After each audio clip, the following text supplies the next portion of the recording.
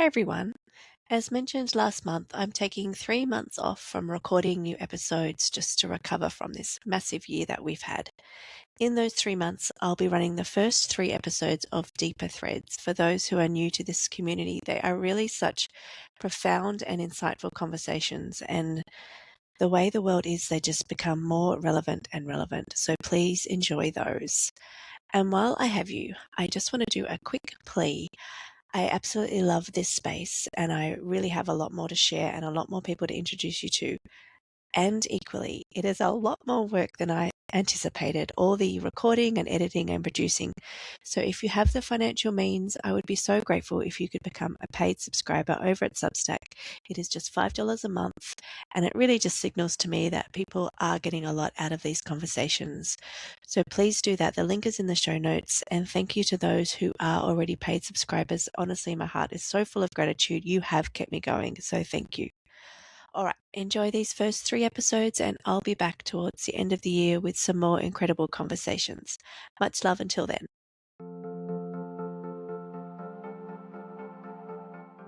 It's all ours. Whether I live at Uluru or whether I live on the Central Coast, it's ours. So let's look after it together and realize we're all one. We are all one species. We are all one tribe at the end of the day.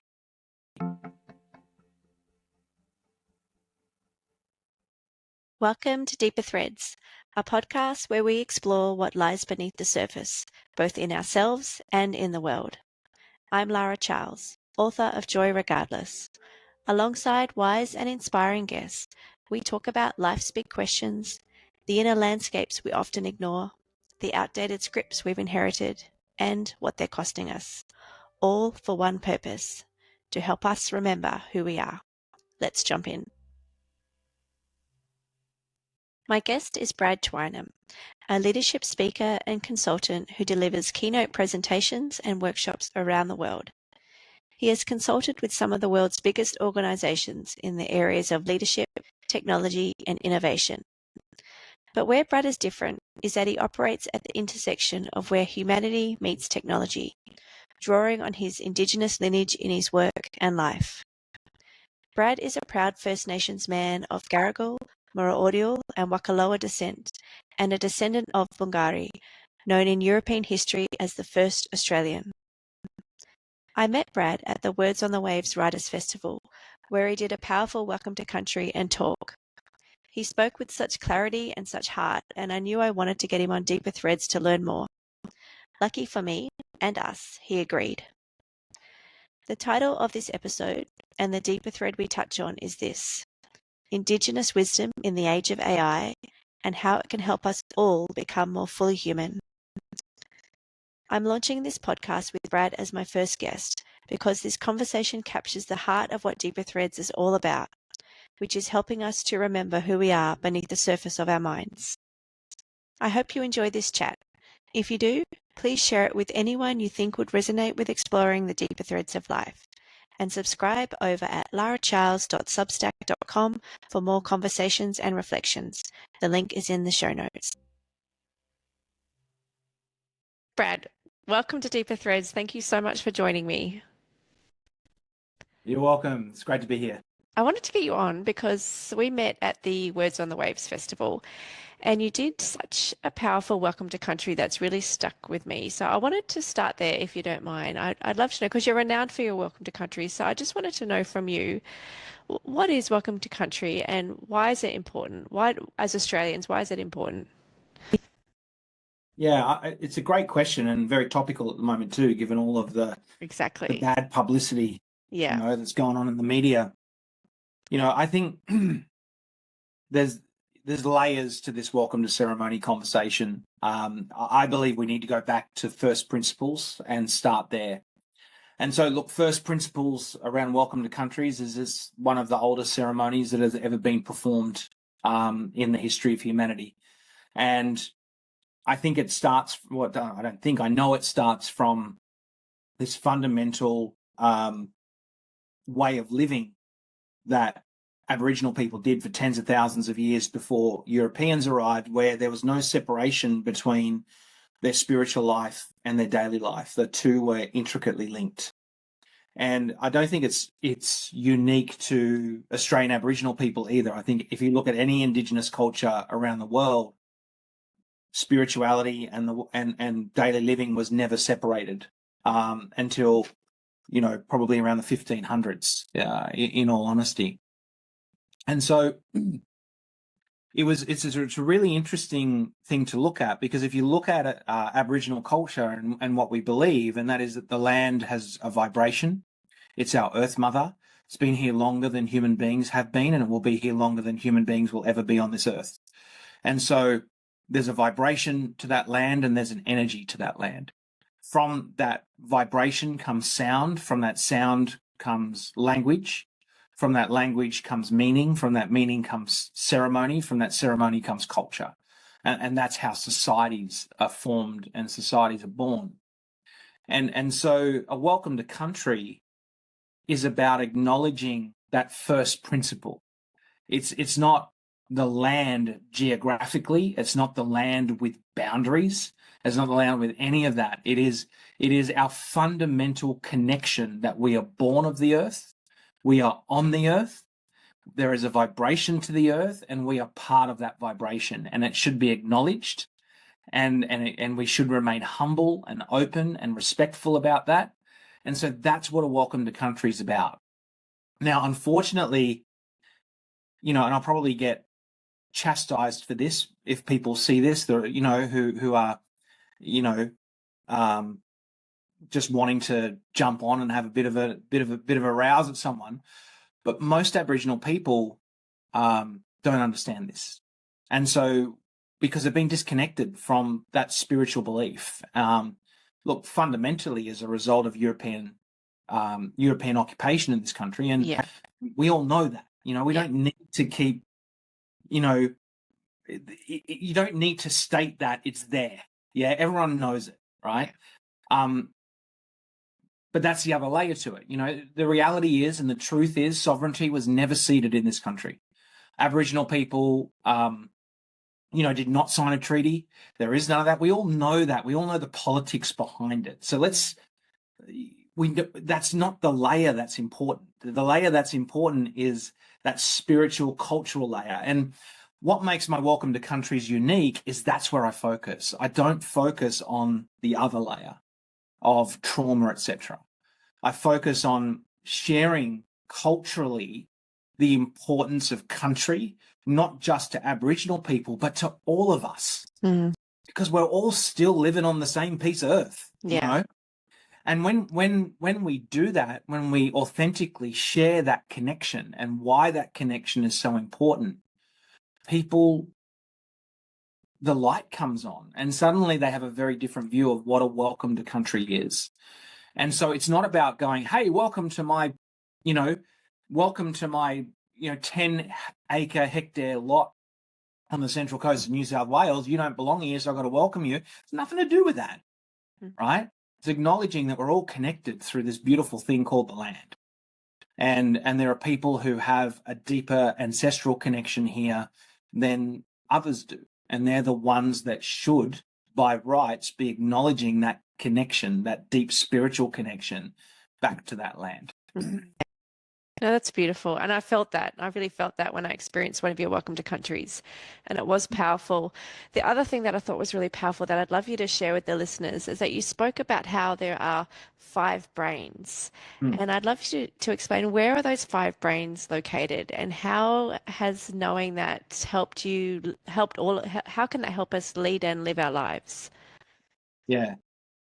So once again, that's a knowledge system that was shared to me by Uncle Bob Randall. He's an Eokawa elder, Uluru elder. And, that knowledge system is called Kanyini in their language, which means that unifying spirit, or the essence of that is unconditional love and respect for everyone and everything.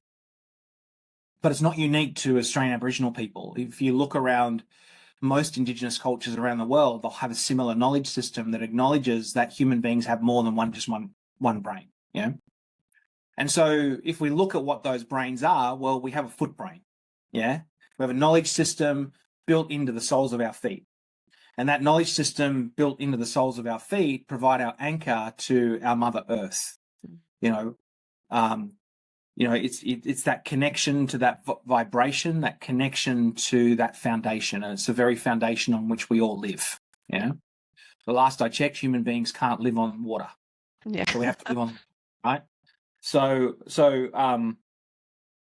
that's the first brain, and then if we move up the body, the next brain that we have is our groin brain. And the groin brain traditionally has been linked to creativity and forward momentum or drive. It's what gives us our push forward. Yeah. Yep. Then we have our gut brain, which is our deep knowing, our intuition. There's a saying we have called our gut feel, right? That's our deep knowing. Yeah. Then we have our heart brain, which is our emotional center.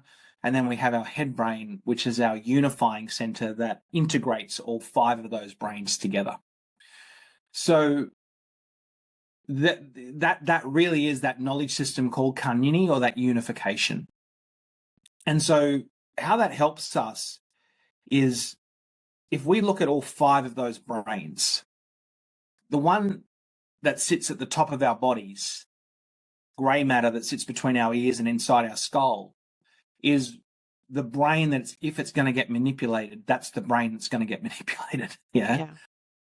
And so in leadership today, with the amount of change that's coming towards us, that head brain, if you like, is being manipulated left, right, and center, right? Whether it's data saturation, whether it's what we read on social media, whether it's not telling the difference between what's real and what's not anymore because of AI. Yeah.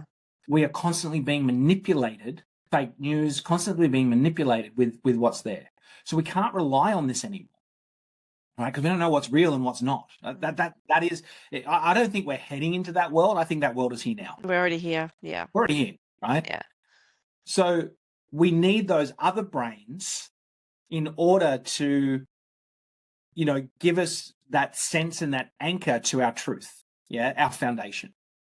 And so, if I see something and I have a question about it, or it doesn't feel right to me, or it feels a little bit off to me, or if I'm feeling overwhelmed and I don't have an answer, I'll often ask these other brains what their view is. So I'll go to my heart and ask my heart brain, what's your view, and listen for the answer. I'll go to my gut brain and say, what do you think? What's to this? And listen for the answer. I'll go to my groin brain and ask it, what do you feel? And then I'll go stand outside in a beautiful place in nature and ask my foot brain, what do you think of this? And listen for the answer. And when all those things are aligned, it gives me a sense of confidence to be able to then step into and make decisions that I know I can back and I can stand by because I'm in alignment. And so that, to me, that's a very powerful lesson for leaders today, because leaders today are in the unfortunate position where there is so much data, where there is so much misinformation, where there is so much legislation, where there is so much change, that we just can't rely on one brain anymore. We need that alignment, through our entire body, and start listening and learning and using that deeply innate human intelligence that's more than just our intellect. So how does one begin to kind of access or reconnect with the other? Because most of our culture lives from the head up. Yeah. So how do we begin to reconnect with those other 4 centers?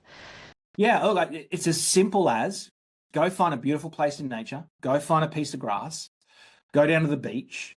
If you live where we live, Lara, up here on the Central Coast, go find a beautiful rock platform, sandstone rock platform. They're everywhere, yeah? Mm. Take off your shoes and socks and just walk consciously for 5 minutes. And by consciously, what do I mean by that? Feel every step hit the earth. Yeah. Feel what it means. Feel the vibration coming from the earth. Deepen consciously how your foot feels when it's standing on the earth, where it's standing, how it's standing. You'll find by doing that, you will walk differently. When you walk with bare feet, you walk very differently to when you have, 3 inches of rubber shielding your feet. You walk more humbly, you walk more carefully, you walk more consciously. Yeah. And the minute you start at your foundation, being more conscious and being more humble, then that resonates through the rest of your body, right? And so it's as simple as that. And it's one of the things I teach I do a program called the Adaptable Learning Program for corporates, which is all about awakening up those 5 different brains and developing that ancestral intuition. And the first thing we do for the first month is we talk about that grounding and that connection to the earth. And then we go out for 5 minutes every day and we just walk consciously. And pretty much everyone who does those programs comes back and says, I can feel more. I'm starting to see more. I'm starting to hear more. I'm starting to trust myself more. It's just life-changing, just that one simple practice. Yeah. So that's where to start. I mean, it's too simple for complex minds to grasp. So. Do you think that's why we've become in our Western culture so disconnected from the earth, from that we've lost that soul brain, that foot brain? Is that the root of it? I think it's partly the root of it. I believe since probably the 1500s, the Age of Enlightenment in Europe, possibly even before it started to happen with that, we started to put a disproportionate emphasis on one of those intelligence systems, which is our head brain. Yeah. We started to revere the intellect more than those other knowledge systems. And as a result of that, we started to move away from our connection with the earth. We started to see ourselves as being superior to everything else on the planet because we had this thing called intellect. Yeah. Yeah. And so because we put a disproportionate amount of emphasis on it, the plus side of that meant we've been able to progress with technology. The downside of it is that we've moved away from the earth. Yeah. Yeah, we're no longer in harmony with the earth and we're no longer connected to the earth. And I think that's where a lot of our challenges that we're experiencing today have actually stemmed from, is becoming more and more disconnected from the earth. Yeah. Yeah, I'd agree with that. So you're a descendant of Bungari, which is in European history the first Australian. So how has that lineage shaped you and your sense of responsibility? Yeah, I'd say greatly. It's something I've been in and out of throughout my life. If I'm completely honest, I've always known that was my lineage. I've always known of my Aboriginal heritage since I was born. I was born on the Darebin River, and my mother was aware of her lineage. And so from when I can remember, I was always told I was, of Aboriginal descent. And the running joke in the family was, I was always out. I never wore shoes. I could not wear shoes, right? Mm. Mum's always, Bradley, you never wear shoes, and I just hated wearing shoes. And yeah. I always wanted to be in the bush. And, if we were going for a bushwalk, I'd not have shoes on and everyone else would have shoes on. And so there's always been that awareness and that knowing. And then I met Uncle Bob Randall in my mid to late 20s. And he sort of mentored me for a little while and took me through a number of different processes and learnings. And that sort of drove a lot home for me in terms of why I have that connection, where that connection sits. And then I sort of got engrossed in my work and engrossed in a whole bunch of other stuff, sort of moved away from it a little bit. It was always there. Mm-hmm. I went and explored other spiritual modalities and other Indigenous knowledge systems. I studied Taoism for a while. I studied a few other things and saw similarities between them. Mm-hmm. And then came back to it about 10 years ago. And have reinvigorated it. But back to your question, my sense of obligation and responsibility, other than short spurts of probably no more than 7 years, I've always lived on country. I've always lived on our spiritual country and our tribal country. And I've always felt a deep connection and a deep longing to always go back when I've been separated from that country. Yeah. And so I think my sense of obligation doesn't come from Bungari. And in fact, it's probably caused more headaches than it has anything else because of the lateral violence that we get, unfortunately, today. as a result of being white and claiming Aboriginal heritage. But it's more that deep cultural connection and deep connection to country that I've always felt. And it's always shaped who I am. It's shaped my truth and will always shape my truth. Mm-hmm.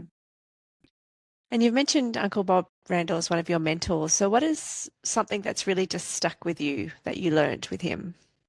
Yeah. One of the first things he taught me was, he took us out and he said, I want you to stop. He said, I want you to look up into the sky.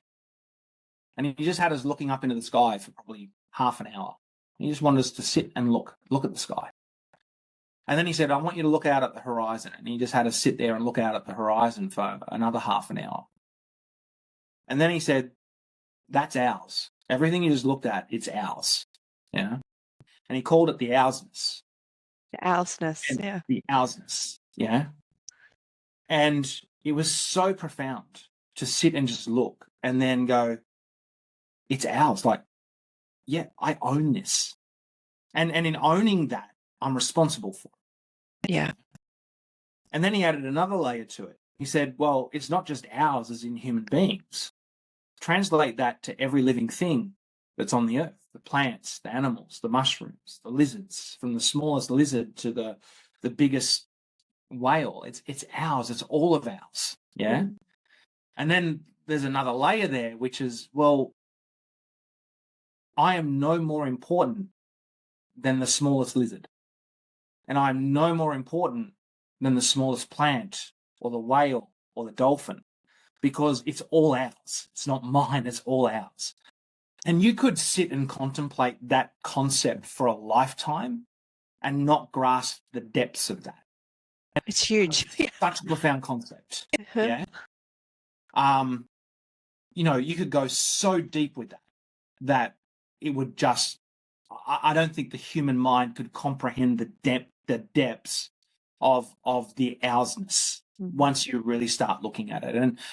And that's something that I learned in my late 20s, early 30s that has helped me in business and has helped me in pretty much every aspect of my life and has helped me through some really dark times as well. Is just understanding that I am no more important than anyone else. And I have roles and responsibilities just like everything else does. And there's consequences if I step outside of those roles and responsibilities and do something I shouldn't. Yeah. And then I need to work through a process to make right the result of those consequences. And so it, as I said, it's just such an all-encompassing deep concept that it has so many ramifications for every part of your life. And I think if we taught that concept in kindergarten and deepened it all the way through our lifetimes, we'd probably have a very different society to what we have today.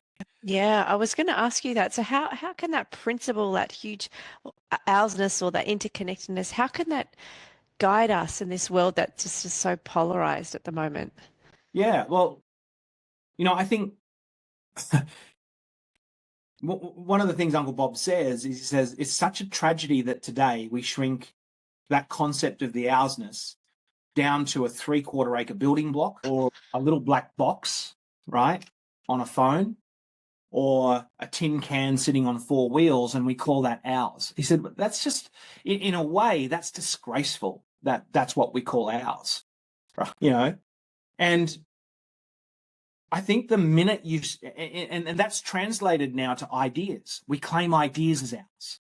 No one owns an idea, and ideas change and they fluctuate. And so being attached to ideas is a fruitless exercise, right? Because an idea that was maybe proven today may be disproven in 5 years' time, maybe disproven tomorrow, right? And so I think the concept of the oursness really has us sit in a space of humility rather than one of having to be right. Mm-hmm. Or rather than one of having to back an idea for whatever reason or for whatever purpose I'm backing it for, yeah, and drive it to the point of insanity where I'm going to rage about it to everybody else. Yeah. Yeah. But I think more important than that, it gives you a foundation of humility, because you realize that I am no better than anyone else. The ideas I support are no better than anyone else. The truths that I hold are no better than anyone else's, and they will change. Right? Because there is no such thing as truth. It's all relative. It actually doesn't exist. It's a made-up concept. Yeah. And so I think that's, once again, that's another layer in that ourseness. Yeah. Is that there is no such thing as truth. Everything is a made-up, concept. And so I think if people even got an ounce of that, a lot of this raging against people and this discourse that we have, a lot of it would probably just fall away in brutal honesty. I can see that, because it just feels, even like when you're talking about how we narrow it down to this patch of land that we live on, like if we just shifted that and just kind of just felt that hugeness, yeah, you naturally just want to look after it all. You just naturally, like, there seems to be a natural shift from just this kind of mine to ours. And absolutely. That is a huge, we're so conditioned in this kind of individualism. Absolutely. That's I love that word, ourseness. I love that. Yeah, and the really sad thing about that too is it even translates down to Aboriginal people, because we've had this model now transposed, which is a European model of there were 300 languages that were spoken across Australia. And by the way, here's the boundaries of those languages. So we've even shrunk the ourseness down to that. And look at the pain and additional pain that's caused Aboriginal people, because now it's not your country and it's not called this, it's actually this country and it's called that. It's that is all just part of the same conversation where we're shrinking what's ours down into these little boxes rather than going, it's all ours. Whether I live at Uluru or whether I live on the Central Coast, it's ours. So let's look after it together and realize we're all one. We are all one species. We are all one tribe at the end of the day. Yeah. That's huge. If we could all grasp just a fraction of that, I think you're right, that would change everything. Yeah. Yeah. Yeah.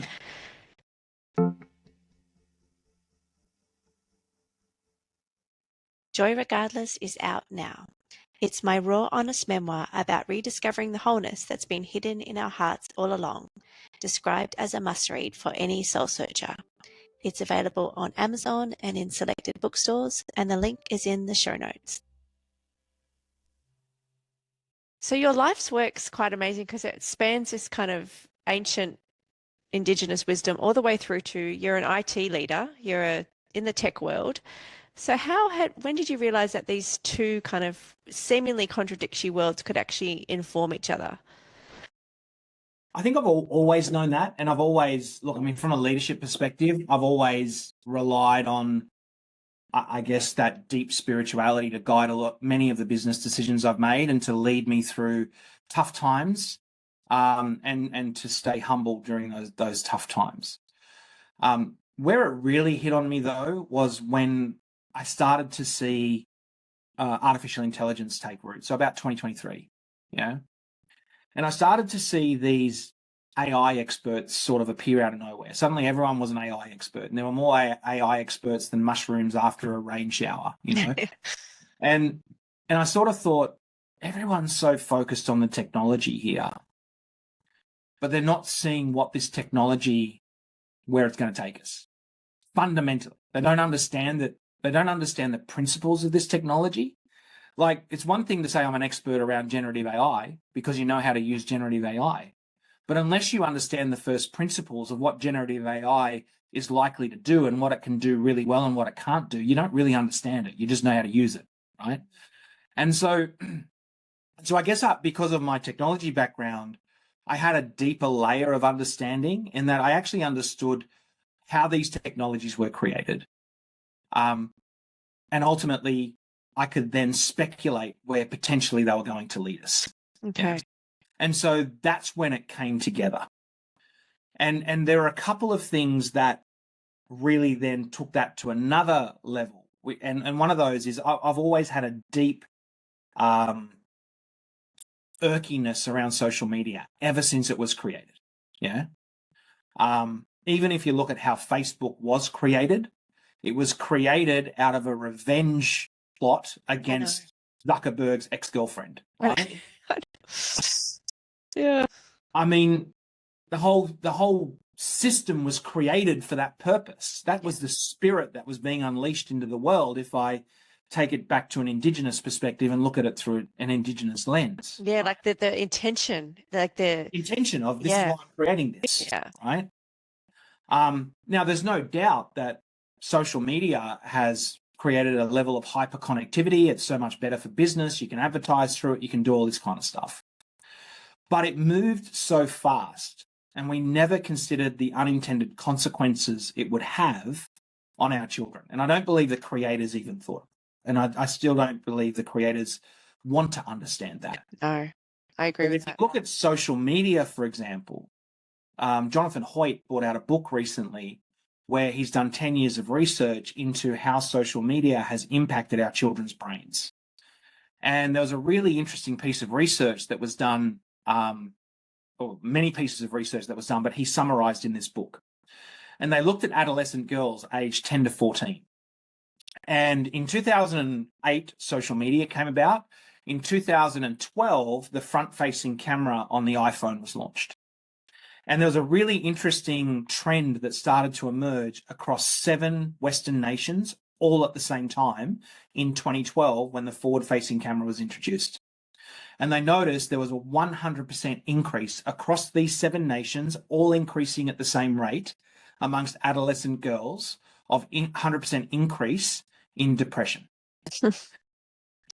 In parallel to that, they noticed a 150% increase in anxiety, and they noticed over a 200% increase in self-harm. Gosh, that's awful. All in the same time. 7 Western nations, all at the same time, all of those issues being amplified. Yeah. And these were not self-assessments, by the way. These were psychological assessments that were included in the research. So it wasn't a teenage girl self-assessing and saying, I'm depressed. These were actual psychologist data that was being collected and looked at. And so the only thing so far that the researchers have concluded is that this is when social media and the front-facing camera started to emerge. Yeah. And a lot of people have said, well, it's just a correlation and it's just chance. And it's like, well, you could say that if it was one country, or if it was one country in 2012 and then another one in 2015, because then you could look at geopolitical factors, cultural factors, whole bunch of stuff. But these are 7 Western nations, including Australia, all increasing at the same rate, at the same time, with the same problem across that time frame. Yeah. And that's when it started to get really, really interesting, because then I started to go, what's AI now doing? Are we moving too fast into this world of AI, and what are the unintended consequences of that? And I think technology, for all its benefits, it is a largely unregulated industry, and it still is today. And so the challenge of that is technology tends to move so much further ahead of where we are. Yeah. And I believe it's moved so far ahead of where we are that we've lost our humanity as a result, right? Because technology is made from very clever people who value this thing over anything else. Yeah. Well, I was going to ask that, Brad. Do you think it's actually what it's done is it's brought us more into this and completely severed us from these other systems? Absolutely it has. Yeah. Absolutely it has. Yeah. And so the result of technology is we've moved further and further away from what's made us human. And rather than harvest technology, we've allowed technology to harvest us. That's the reality, right? Yeah. Because we haven't gone and we haven't had the courage, or we just haven't been able to stop it and go, we can see this is starting to harm people. Let's stop it. We either haven't done that or we can't do that. I don't know what the answer is, but it's one or the other. Yeah. And so my fear is we're doing exactly the same thing with AI now. And so I started to look at it and go, what can we learn from our ancestors that can equip us to deal with this? Because it's not going to be stopped. The AI genie's out of the bottle and there's no way we're going to stuff it back in. So what do we need to do? What is the human response to this technology? And I don't like to call it a technological threat. It's a technological advancement, but there are going to be unintended consequences with AI. For sure. Yeah. There's always unintended consequences. We can't see everything. And even if we sat and thought about it for years, we wouldn't be able to uncover them all. And so I started to look at, well, what does AI do really well and what do human beings do really well? And AI only does 4 things really, really well. Only 4, right? And that is, it can analyze vast data sets really, really well. And you could bring the smartest human being onto this podcast and you could pitch it against AI looking at vast data sets, and AI will smoke that human being any day of the week. It does it really, really well. The second thing it does really, really well is it can automate basic cognitive and administrative tasks at pace really, really well, faster than a human being can do. The third thing it can do really, really well is it can do forecasting and planning really well. And then the fourth thing it can do really well is basic cognitive reasoning. In other words, I could upload 20 research papers on a particular topic. I can inquire the AI, I want to look at these research papers through this particular lens, asking these particular questions. And the AI will be able to go off, draw those parallels, analyze that information, and come back with a fairly accurate response to my questions, so much faster than what a human being could. What would take a human being months, the AI could probably do in a minute or 2. Yeah. So they're the 4 things it does really, really well. Doesn't do 5, 4 things. Yeah. It just those 4 things seem remarkably similar to the 4 characteristics of our intellectual brain. And interestingly, it's the 4 things that most people do in corporations today, who are employing a majority of the people on the planet. Right. Fascinating. If you look at what human beings do sitting in their offices every day, it's those 4 things. I look at data, I forecast and plan, I do basic administrative and cognitive tasks, and I do cognitive reasoning. Right? You're right. Now I have a machine that comes along that can do that so much better than a human being can. What's going to happen to the human beings? Right? That's an interesting question to ponder. I think even anyone hearing this would have an instant gut reaction to that goes, I don't need to explore that further. I can feel what's going to happen. So then the question comes, well, what happens to the humans? Right? And it's like, well, hang on a minute. If we consider that the intellect, right, the head brain, which does those 4 tasks that we just outlined, is our entire human intelligence, then yeah, we are well and truly taken out of the picture. We're done for, right? The machines will be running the planet in no time. Yeah. But similarly, there's 4 things human beings do really, really, really well that machines will never be able to simulate or emulate. Yeah. And those things are called ancestral intuition, or they're categorized as ancestral intuition, meaning those 4 things we've done for tens of thousands of years really, really well. And those 4 things have been passed down generation to generation to generation really, really well for tens of thousands of years. So those 4 things, the first one is complex pattern recognition based on experience. Yeah. And there's been a lot of research done into this particular area where they looked at firefighters, and the researchers were inquiring into how can professional firefighters, without thinking about it, move to a place where the fire is not going to go, or predict where the fire is going to go and move to safety before the fire moves there. It's not a conscious thought. Yeah. But that comes from seeing hundreds of fires, thousands of fires, and subconsciously knowing exactly what that fire is going to do based on the environment and everything else that's going on around it. Yeah. Yep. Similarly, I've heard stories told to me and have been passed down to me about uncles who knew every star in the sky by name. Yeah. Right. Ancestrally. And here on the Central Coast, you can actually go to some pectoglyph sites where things have been pecked into the rocks, where the entire constellation of the sky has been pecked into a rock shelf. Yeah. That's complex pattern recognition. So that's the first thing that human beings can do really well that I would contest, and I'd probably get pushback from this, but I would contest that machines will never be able to do. Yeah. The second thing is that human beings have a deep emotional intelligence that machines will never have. Yeah. Now, machines can simulate cognitive emotion. Yeah. And they can actually do cognitive empathy really, really well, which is that skill of what we call active listening, where you say something to me, I listen, and I parrot it back to you to ensure that you understood that. Machines can do that. If you go on a ChatGPT, that's what it's doing to you. And it can do that really, really well. But what a machine can't do is it can't have compassionate empathy, right?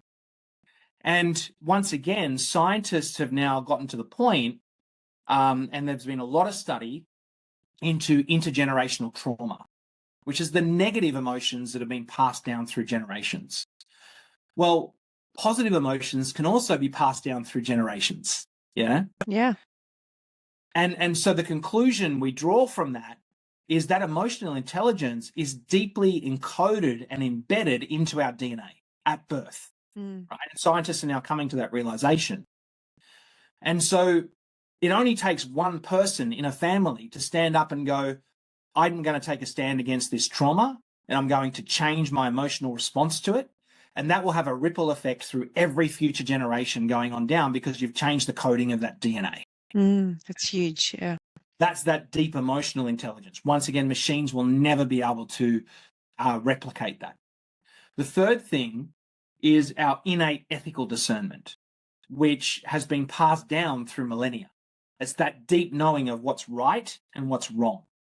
And if you go and look through every ancient text that's been written down, there are fundamental lessons that, depending on where you were in the world, completely disconnected, are replicated. Yeah. Love your neighbor as yourself, respect people, love other people rather than hate. Yeah. Jealousy is not a good thing. This is an innate ethical understanding that's not spoken. It's actually transmitted and encoded into our DNA. Yeah? Machines don't have that. They will never be able to have it. Yeah. And then the final thing is crucial contextual understanding. Machines can't contextualize decisions based on where you are and what's going on around you because they have no knowledge of it. They have no understanding of what's around them. Yeah. These are 4 unique skills human beings possess, but we've lost sight of those. Yes, I was going to say a lot of humans don't seem to possess those. Exactly. Yeah. Right? Why? Because we put a disproportionate emphasis on those 4 things that machines can do really, really well. Yeah, so true. We have done probably since around the 1500s, yeah, through the Age of Enlightenment in Europe. And so my contention is if we want to integrate and augment beautifully with AI to create a better world, then human beings need to get back to being human and partner with AI in what it does really, really well rather than compete against it. Yeah. Yeah. Because if we start competing against it, we've lost the game. Yeah. It's over. Like, seriously. It's over. If you compete against AI, you've lost the game. It is done. Yeah. Right. So we need to figure out to partner with it. And that is amplifying those uniquely human traits, what we call that ancestral intuition.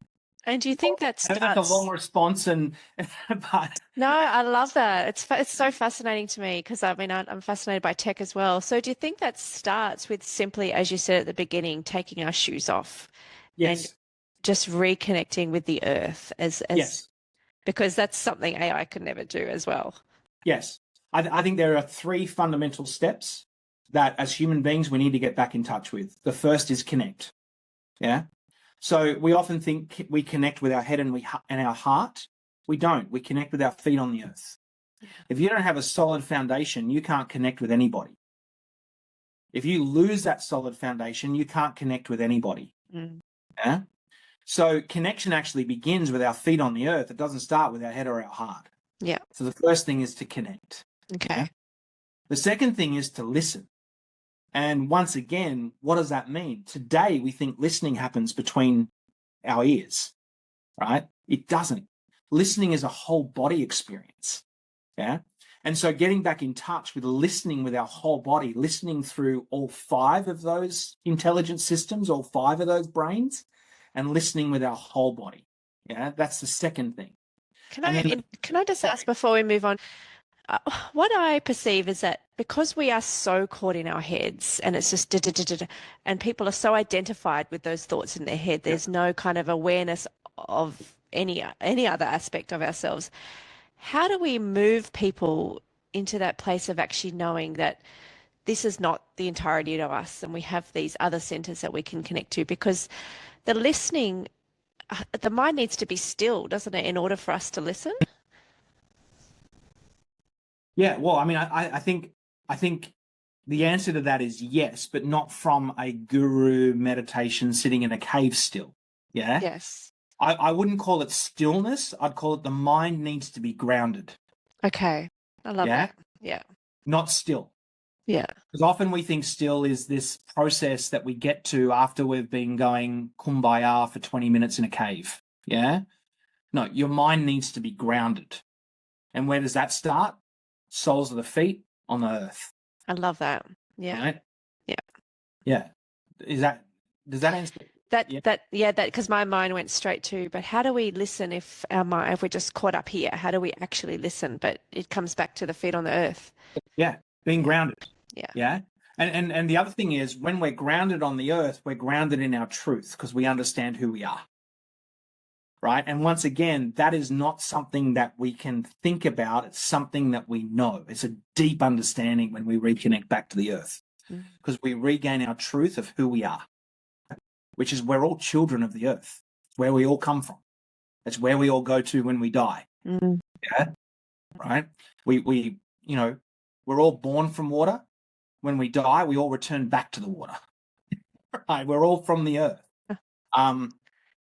And so once we can connect to that, there's that deep knowing, that I talked about, the gut brain, we know, and it gives us that, it gives our head brain that grounding into that truth. Okay.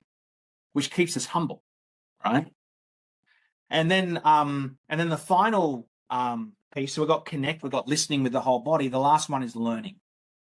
And I believe that in today's world, we need to learn, unlearn, and relearn at the speed of technological change. That's the mantra. So how do we do that? Well, the first thing we need to do is we need to quieten our ego, because the thing that stops us from learning at pace is being attached to ideas that are no longer valid. Right.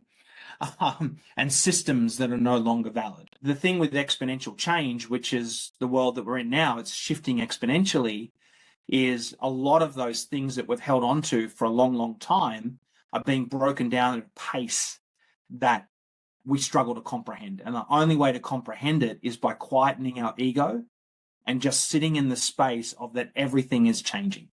Yeah. And then grounding ourselves and standing in our truth as to what's right and what's wrong. And once you do that, you realize there's actually no such thing as truth. It's all just a made-up concept. And that truths change and realities change and worlds continue to change. And my truth is not your truth, and that's completely okay. If we remain humble, we can find understanding. Yeah. It's beautiful. Yeah, it kind of leads me to, I don't know if I've just released a book, and part of that is coming back into my own truth. That's the ultimate thread of it. And one thing that came out of the writing of that was that this kind of healing or this returning is not really done in isolation. It's done with the usness of the people around us. So how do you see this wisdom as a pathway to just healing and then eventually just justice and equity in this really polarized world that is unjust? Yeah. I don't have a simple answer for that.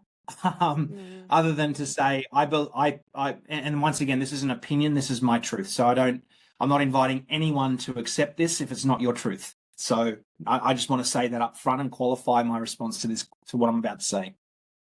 I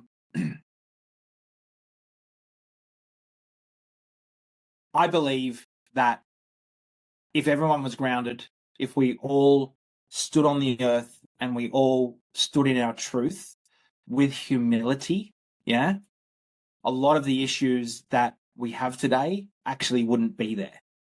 And a lot of the issues we do have today as a result of from moving so far away from that fundamental truth of what makes us human. Yeah. And I think that comes back to the essence of the conversation we've been having today, which is an overemphasis on this brain does not make us human. It's just an overemphasis on one part of human intelligence at the detriment of all the others. And if we cut that out, then you're having a very different conversation to many of the conversations that we're having today. Yeah. Yeah, that makes perfect sense. So would that be, I mean, you talk a lot about radical thinking in your work. Would that be the radical mindset shift that you think we need to embrace right now, given the world? Yeah. Yeah. I do. And look, I mean, radical thinking was my first evolution at this, if you like. To me, it's that base level. It's a set of practices that can help us to be more open-minded, that can help us to be more creative, that can help us to have more empathy, that can help us to be more accepting, and can help us to be more honest. Yeah. So radical leadership and radical thinking, which was my first exploration into this area, are just some very fundamental practices that can bring us back to and develop those skills within us.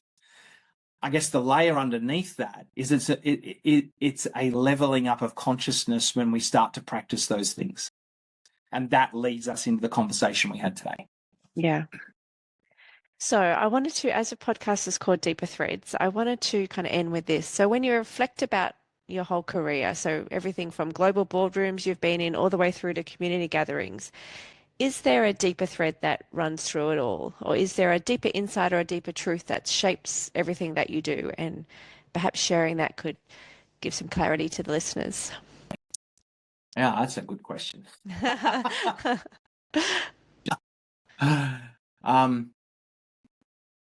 If I look at my journey, I went through some pretty hard times growing up. I would say I was fairly immature as I was growing up. And I had to work on my own level of consciousness and keep developing my own level of consciousness to the point now where I believe I have an interesting understanding of many, many issues. And I guess in terms of if we were to break it down from an ego development perspective, I'd say, and I don't want to come across as blowing my own trumpet, but I would say my level of ego development in psychological terms is fairly well developed. Yeah. And I fundamentally believe if I break it down to what my mission is and what my deeper thread is, it's taking those lessons that I've learned that has allowed me to develop my ego to higher levels of consciousness and break it down to ways that's accessible to everybody in a less painful way than I've had to go through that to get to that point. And so to me, that's the deeper thread. And I would wish that for everybody. I would wish for everybody to be connected and grounded to the earth. I'd wish for everybody to be able to tap into all 5 of those intelligence systems because it's a different quality of life. It's a different quality of listening. It's a different quality of understanding than what I see available to us if we don't have that. And so that would be the invitation, if you like, or the deeper thread that I see has formed my career, and I guess to where I am now. And I think I see this work around what I call augmented leadership, which is weaving AI insight with deep ancestral intelligence as my legacy work, because it's such a profound exponential societal shift that we're seeing. I believe all of my learning has led us to this place to be someone who can lead, first of all, leaders through this transition, but then hopefully many other people as well. Oh, it's such important work, Brad. Yeah, keep going. So how can people find you if they're interested? And so you do talks at businesses, you do a lot of keynote speakers. How can people find you? Yeah, so I am a professional corporate speaker. Easiest way to track me down is through my speaker agent, Ode Management. So that's just odemanagement.com. or go to my website, bradtwynham.com, and we can put you in touch with the team at Ode. Or follow me on LinkedIn, which is just Brad Twynham speaker, and connect with me there.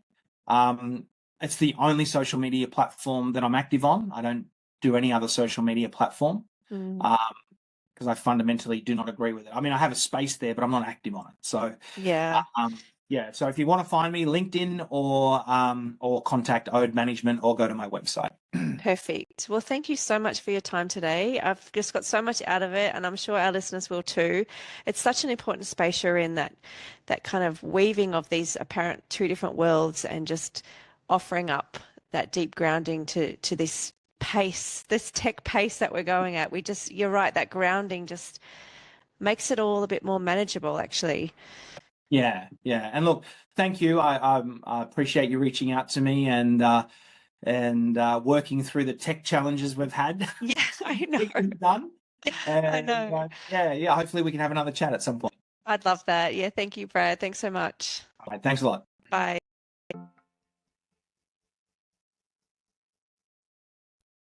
There were so many gems in this conversation, but I wanted to leave you with just one: the importance of groundedness. I once had a tarot reader tell me that I'm not grounded. It's a scene in my book. It took me a while to figure out what she meant, until I saw how she was meaning that I was living in my head, not in my body, but in only one of my 5 brains. I was living as defined by my thoughts. That tarot lady's comment was the beginning of a journey that I'm still on, but it was a journey back into my whole self, not just my mind, but my mind, body, and spirit. I think many of us can probably relate to living from the neck up. I think it's, as my auntie said in the book, it's a cultural problem. And I think many of our personal and global problems stem from this fact, the fact that we're not grounded in our bodies or on the earth, we're in our heads. So taking off our shoes and placing our feet on the ground might seem trivial, even silly, but as Brad reminded us, it's just the beginning of reconnecting with our other brains, our deeper power centers, our creativity, our intuition. When we ground ourselves in this way, we reconnect with the earth, with ourselves, and with each other. We begin to feel. And when we feel, we open the door to compassionate empathy. As Brad said, that compassionate empathy is something machines will never be able to do. And I'll add, it's the exact thing the world needs right now. This conversation gave me hope, because sometimes it can feel like the big tech companies are trying to take over the world. But in this episode, I saw how they can't take our humanness, well, not our whole humanness, our hearts, our guts, our ancestral intelligence, as Brad called it. This simple yet profound piece of Indigenous wisdom, take off your shoes, might just be the way back to ourselves, back to each other, and back to the earth. Taking off my shoes is definitely something I'll be doing each day from now on in. So thank you once again, Brad, for joining me. If you are interested in having Brad come and speak at one of your events, I cannot recommend him enough, and I've placed his contact details in the show notes.